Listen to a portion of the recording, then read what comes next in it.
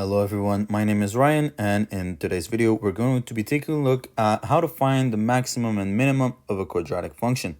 If you need extra help in mathematics, make sure to download the iMath Tutor app available in the iOS and Android App Store or Play Store to get one-on-one private tutoring. Now let's get started. All right, so first, if you remember, let's draw our quadratic function, okay? And the quadratic function will look something like this. So we have the graph, x and y axes, and the function is a parabola.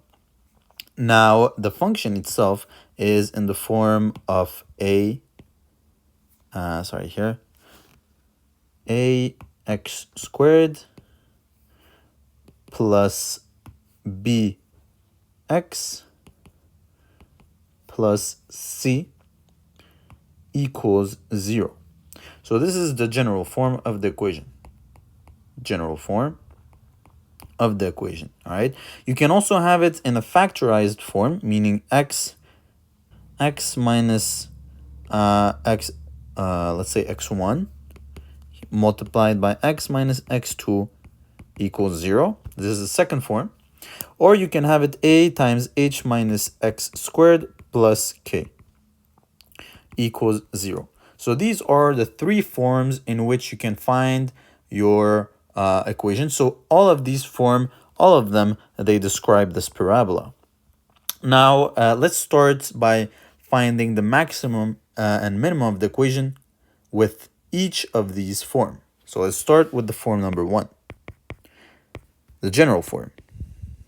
Let me just write it here. And this is this form right here.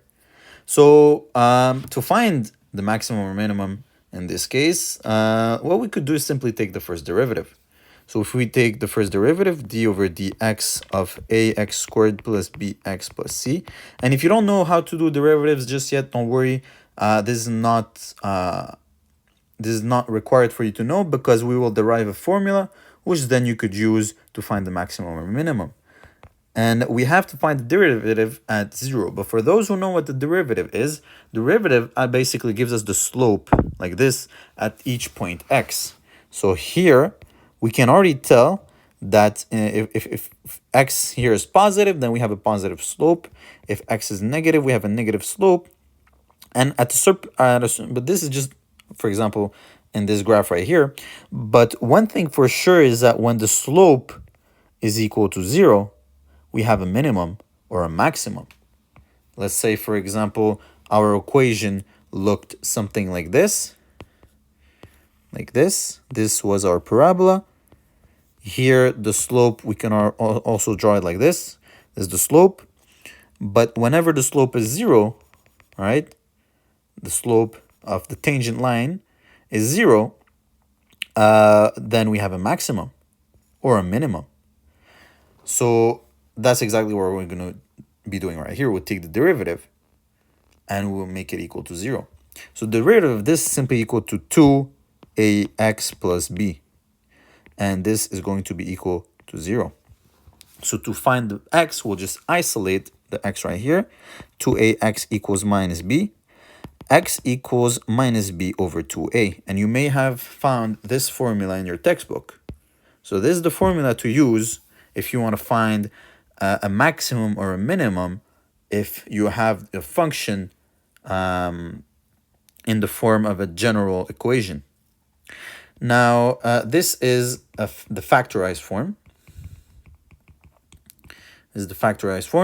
And in this case, the maximum or minimum of the equation is very simple. If you remember, here, these are the zeros. And what the zeros are, or what they represent, let me draw it right here, is at what point does the equation touch the x-axis? This is the x-axis. So x1 will be here, and x2 will be here. So logically, if you want to find the maximum or the minimum, you want to find first the x average of these two. Let's say this gives us the x average. And then you will find the corresponding y. So let's do it. How do you find the average of two values? you simply add them up and divide by 2. So the average will be equal to x1 plus x2. Sorry, x1 plus x2 divided by 2. This will give you the average. And then all you have to do is plug the average into your original equation. Let's call our average x with a bar. So all we have to do is replace it. So x bar minus x1 times x bar minus, and this will give you the y. So basically, this will give you the x and this will give you the y. Same thing here. You can replace this x into the original equation and get the y, depending on whether the question asks you what x position does the parabola have a maximum or a minimum, or if the question asks you at what y value does the parabola have a maximum or a minimum. Now for the last form, here, this form right here, this is even more simpler to find a maximum or a minimum because they are already given in, sorry, here I made a mistake. This is x minus h. So here, for this form right here, the maximum is at point h, comma, k. And that is your answer. So this is the most simplest form to find the maximum or the minimum. Now, one last thing before we end this video is to know whether we have a maximum or a minimum, because this only gives us the position, but we still can't tell if we have a maximum or a minimum in that, but we still can't tell if it's a maximum or a minimum, all right? So what you have to do, there's many ways of figuring that out. I would suggest that you draw your parabola. If you manage to draw it, then you can already tell that you have a maximum. Another trick is to simply look, for example, here in the coefficient in front of the a. If there is negative right here, a negative, you already know that your parabola is facing downward. In other words, you can only have a maximum. If you have a positive value here, you know that your parabola is facing upward. In other words, you can already tell that you have a minimum. Well, this is a simple trick. Another trick is, for example, all you can do is once you find your x, you can, for example, add 1, say plus 1. Let's say your x here returns 10 or something like that. And you know that at x equals 10, you have either a maximum or a minimum, but you can't know, all right? So what I'd suggest to do, a simple trick, is to replace that x into your equation, and then this will return a y value. Let's say your y is 100. And then you do x plus 1. This gives you 11, all right? You also replace this into your equation, f of 11, gives you a new y, y1. Let's say this y1 is 102. You compare y1 and our initial y. If y1 is greater than y, that means you have a minimum. And if y1 is smaller than y, that means you have a maximum. Why do I say that? It's very simple logic.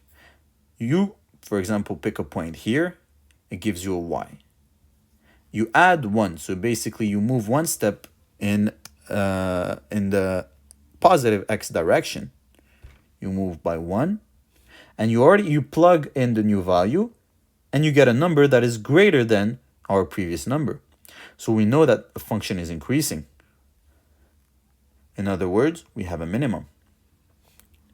In the opposite example, if you add 1, and it will give you a result that is smaller than the previous one right here, then you know that you have a maximum. Very simple logic. All right, so that's going to be it for our finding a maximum or minimum of a quadratic function. I hope that this video helped you. If you need more help in math, make sure to download the iMath Tutor app. Thank you for watching, and we'll see you in the next video.